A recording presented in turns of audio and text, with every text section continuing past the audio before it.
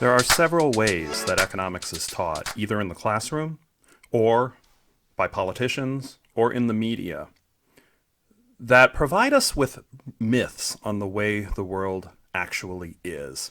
Today, we're going to look at and discuss a book covering the same topic of the myth of income inequality. Now, certainly, incomes are unequal, but the myth of income inequality by former Senator Gramm and a couple co-authors is a powerful book that was released in late 2022.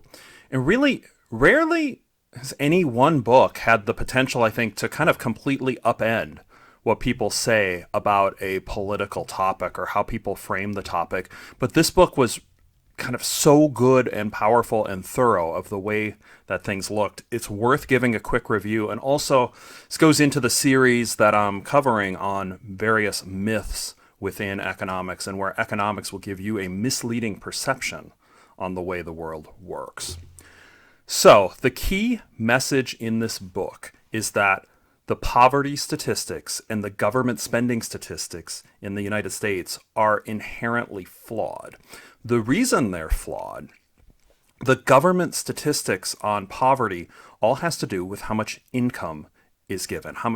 Now, with the income, cash payments made by the government would count. So if somebody's getting cash payments from taxpayers, from government agencies, if those are enough, the person wouldn't be in poverty, right? That counts as income. However, non-cash payments are not included in these statistics when we look at how unequal incomes are or poverty rates. Taking a step back, this wouldn't be a big deal if most of the payments were in cash. But there are significant amounts of non-cash assistance provided to families in the bottom quintile. So in Gramm and Gramm's co-authors' books, in 2017, they report the average household in the bottom 20th percentile, the bottom quintile, received over $45,000 in government transfer payments of all sorts. But less than $15,000 of that was actually counted as income when considering poverty and inequality statistics. So these households are actually $30,000 better off on average than what's being reported. $30,000 is being spent on these individuals. That's not being reported. And this is an enormous sum. Median household income in 2021 was $70,000, which means the average household in the bottom quintile is getting $45,000. I mean, that's not that far off. It's 2/3, basically, of the median in government assistance. But when we're thinking about inequality and looking at the top quintile versus the bottom quintile, 30,000 of that's not counted. This is enormous, right? There are many non-cash payments that go into that 30,000, right? Food stamps is a big one. I'll leave the others. You should really check out this book. This book is pretty powerful. But when we hear about where poverty rates are in the U.S. and where inequality is in the U.S., we're getting a distorted picture, right? We're not getting the full picture. Any official statistics you hear aren't including the non-cash payments. And I think that's, to me, the big takeaway message from this book. There's a lot of messages in there. Some, are more normative, where you're kind of thinking, what should we do or what ought we do?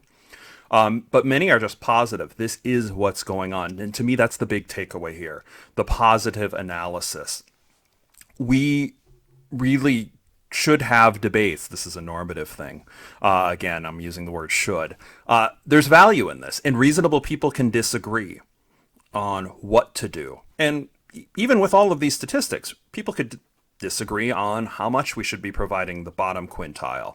How much should there be in government transfers? How much should there be in taxes? All of those. But as I teach in Economics 101, and really every good economics professor is teaching, there's a difference between normative analysis and positive analysis. So the normative is you take all of the facts and then what should you do? And the should is going to be a values judgment, and that can differ. So the normative is important, but the positive is pretty crucial. We have to know what is. Positive analysis, these are statements of fact. And the facts that we were receiving, the positive analysis we were receiving, was really misleading for many. So highly recommend you pick up Graham's book, along Graham and his co-author's book. Another book that I'd recommend on inequality is Ed Conard's The Upside of Inequality. I've had the pleasure of having Ed talk to students a couple different times on Susquehanna University's campus.